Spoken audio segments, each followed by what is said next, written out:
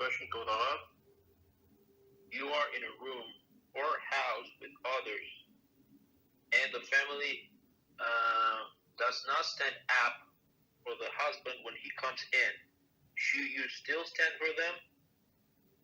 No, don't do that. It's going to be big disrespect to the whole family. Like it would shame them.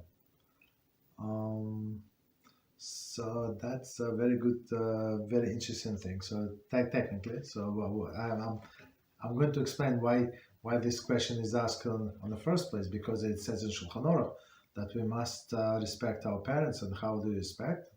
Right, you stand up, your father comes into the room, same as mother. Even though in the Shulchan Aruch always it says the father, but it's understandable. Are there any exceptions? I don't know. Of course, there is some exception, but in most of the cases, whatever it says about father, it means mother, like exactly the same. Right? We have to stand up, but parents have a right to forgo the honor. So they say, okay, you don't have to stand up for me. You understand? But if they insist or they right, so that's when we're obligated to stand up for them. Right. So and there are discussions how many times we have to stand up. Only once a day or every time they enter the room. But if they like forgive, like not forgive, like forgo their honor, and they say, please, I don't want you to stand up.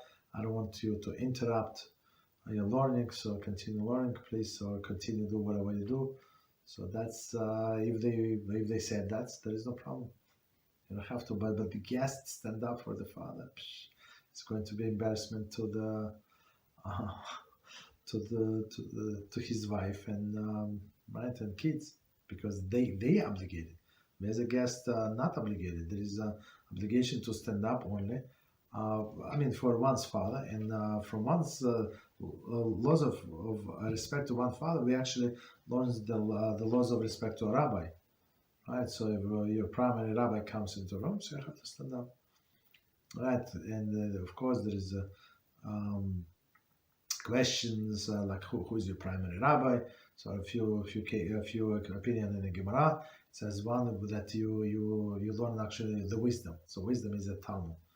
Like other opinion, no, the one from whom you learn most of your knowledge. Right, so today they say maybe there is not such a person, because people learn also from the book, if they learn from the books. But yeah, so but if it's a primary rabbi, but for like in the gathering that I was attended a few times, and Rosh Hashiva came, everybody stand. Even it's not my Rosh Hashiva, I'm not going to sit down like everybody stand. Of course not. So you understand. So you give a Beis Din, right? So of course you have to show them respect. Okay, but not your host, because it could create, especially if it's a girl or a lady, right? And she stands for another man, and wife is sitting. Ooh, what? You're up to the trouble. Okay. Okay. What else? Thank you, Rabbi. You're welcome.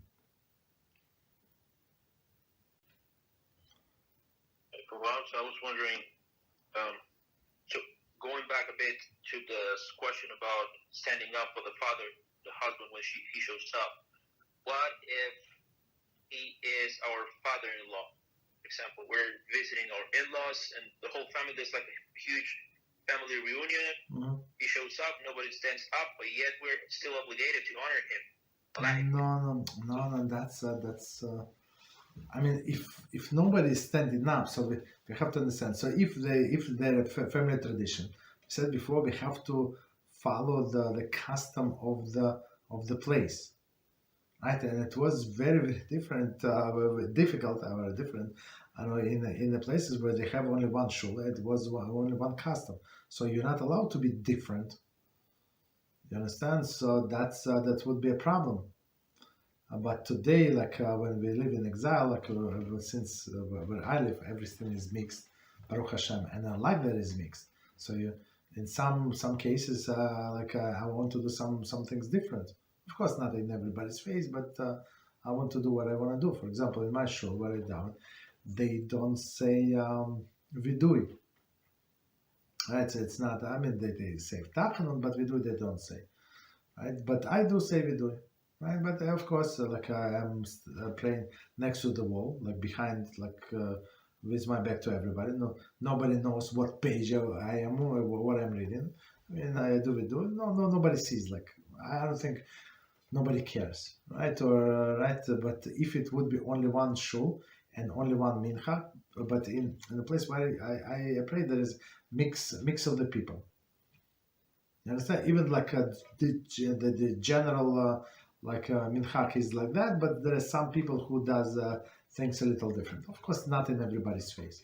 For example, in Pesach, there is some people would put tefillin, right? So most of the people don't, but some people would. They go to the ladies section, like I don't know, like 3, 4, 5. I don't know how many people. They would put tefillin. No problem. Let them do it. It's not in everybody face. It's their custom of their fathers, as we learned today. So let them do it. So meaning that you have to follow the custom of your fathers, or of the place, not of the place. So meaning what? So if you came to your in-laws' house, you're not if nobody's standing up, so you don't stand up because you're going to embarrass everybody else.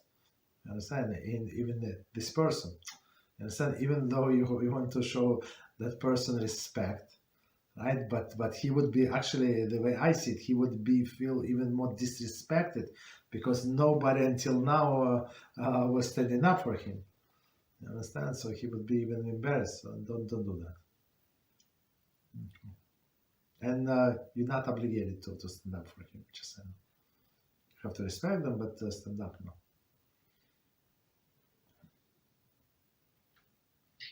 Thank you, Rabbi. You're welcome. So, again, on the question of standing up for the husband or father, I was wondering, is this custom the one that's not really obligated to stand up when he shows up, depending on the mincha? Because I'm not. I would say I'm pretty sure that I read from a Sephardic source that one is obligated to. Yes, yeah. Before his father, yeah. Every time he enters the room. Yes, go ahead. No, sorry, father-in-law. For the father-in-law. Okay, maybe there is such opinion like that also. Yes. Okay.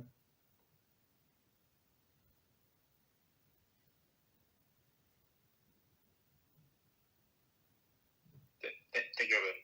You're welcome. But if his daughter, for example, she's not standing up and you're going to stand up, so it would be embarrassing on the daughter. You understand? That would be the problem.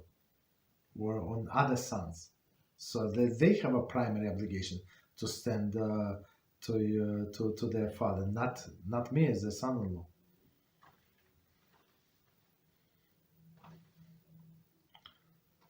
And we remember what happened to Joseph. You understand? So don't be too zealous also. Go ahead. Thank you very much, Rabbi. You're welcome.